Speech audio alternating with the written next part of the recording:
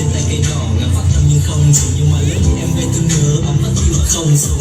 Trai bảo em chơi nặng thì hôm nay thì gầy guitar, em thì không biết một em nhưng mà giỏi quẩy pina. Người này người ta mặc dù không giỏi đi sang lại còn giỏi cả đi đừng nước xây một thành villa. Đồng quanh không phải thủ chức không cần mổ bụng thì mới được xem. Mấy anh thiên nhiên trong mặt phải biết uống rượu mới thả được em. Trong một phần của em sẵn mất nhưng đang đồng ý mới có được lên. Anh đi rồi phố đêm rồi không biết lần này liệu có được lên. Thì nào ơi lôi hai chúng mình thì cùng đẹp nết đẹp cả đôi. Ôi cha bạn để anh dẹp hết cho cả hội trồng cây kiến cả quả đồ xong dắt em đi về nhà thôi.